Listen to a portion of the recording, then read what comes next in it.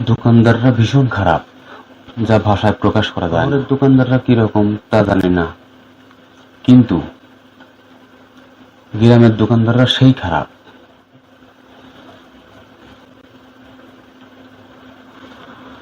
একদিকে বাকি দিলেও দোষ, না দিলেও দোষ। এরপরে কাস্টমারদের বিভিন্ন রকমের সমস্যা হয়। এই যে লেখাটা লেখছে, যেই হোক, কোনো যেমন লেখা রয়েছে এখানে, অসুখ হয়, কেউ না কেউ মারা যায়, অ্যাক্সিডেন্ট হয়, বাপ মা হসপিটালে থাকে, কিস্তি থাকে, কাজ থাকে না, নতুন দোকান খুঁজতে হয়,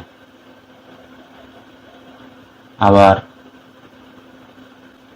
দোকানদারের সামনে যেতে লজ্জা লাগে, এই জন্য নতুন দোকানও খুঁজতে হয়। বিভিন্ন রকমের সমস্যা হয়ে থাকে কাস্টমারদের। আবার কখনো কখনো কেউ ডায়লগ দেয়, তুমি কি বাকি দিলে টাকা দিতাম না, আপনার এই করে টাকা কি মায় রাখামু। আমরা যে মানুষের টাকা মায় রাখামু, আরো অনেক রকম কাহিনী। অনেক আগে একজন মুরব্বী একটা কথা বলেছিল যে, যদি সাচ্চা ভাবে মানুষ চিনতে চাও তাহলে দোকান দিয়ে বসো। একটা দোকান দিলে পরে তুমি চিনতে পারবা যে কোন লোকটা কিরকম, তার ব্যবহার কিরকম, তার লেনদেন কিরকম। তাছাড়া মানুষ চেনা সম্ভব না। কথাগুলো সত্য, কেননা অনেক ভদ্রবেশী মাল আসে, ওইসব মালরা মানে এমনি ভদ্র কিন্তু লেনদেন খুবই খারাপ। মানে ওদের কিছু বলাও যায় না, আবার শোয়াও যায় না। দোকানে ঢুকলে পরে মনের ভিতর ভয় ভয় লাগে, কখন যেন কি বাঁশ আবার দিয়ে দেয়। একবার ভাবুন, যদি 100 থেকে 500 টাকাও সর্বনিম্ন 150-200 মানুষের কাছে যদি বাকি থাকে, তাহলে হিসাব করেন কত টাকা হয় এই গ্রামের ভিতরে যে সমস্ত ছোটখাটো দোকান। আর সেই টাকা চাইতে গেলে পরেও কিছু কিছু মানুষ, বেশিরভাগই মানুষ বলে যে দেশ ছাড়ি কি চলে যাবো না, বাড়িঘর ভাঙি চলে যাচ্ছি, পরিচিত, আমরা কি বাইরের লোক, বিভিন্ন রকমের কথা। কিন্তু এই যে কিছু কিছু টাকা, এই টাকাগুলোও যদি মানুষ 100 টাকা করেও যদি দিয়ে দেয়, তাহলে পরেও কিন্তু অনেক টাকা উঠে আসে। তা তো ওরা বুঝতেছে না।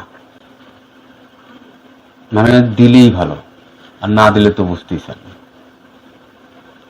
এই জন্য দোকানদাররা খারাপ।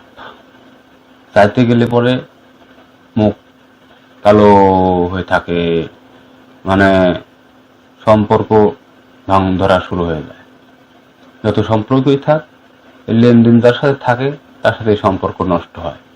কেননা ওরা বাকি নিলে পরে মনে করে কি যে মনে হয় এই টাকা আমার হয়ে গেছে, ওর মাথায় টেনশনও নেই, কোনো কিছু নেই, সব জায়গায় যাচ্ছে, বেড়াচ্ছে, খাচ্ছে, যাচ্ছে, ঘুরতেছে, কেনাকাটা করতেছে, আর দোকানের ভিতরে এসে বলতেছে যে আমার চলার উপায় নেই, একবারে নিঃস্ব।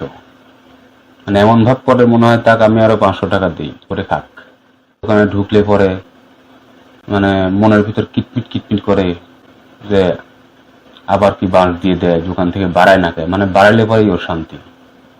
ঠিক আছে, এমন হতে পারে যে একটুতেই আপনার প্রতি সে রাগান্বিত, কিসের জন্য, যে অতীতে যেসব ঘটনা ঘটাইছেন, যার কারণে আপনার প্রতি তার কোনো সম্মান থাকবে না। এই জন্যে ভালো ব্যবহার করুন, লেনদেন ঠিক রাখুন। টাকা তো একদিন দিতেই হবে, কিন্তু আগেই দিয়ে দিন। কথা দিয়ে কথা না রাখা, কথায় কথায় মিথ্যা বলা, এই সমস্ত তো মুনাফিকের লক্ষণ। আর এখন এইসব বোনেই না কেউ, ওই কথা দিচ্ছে নাই, এই আসতেছি নাই, এই কালকে বিকালের ভিতর দিয়ে দিচ্ছি নাই, এই তখন দিচ্ছি নাই।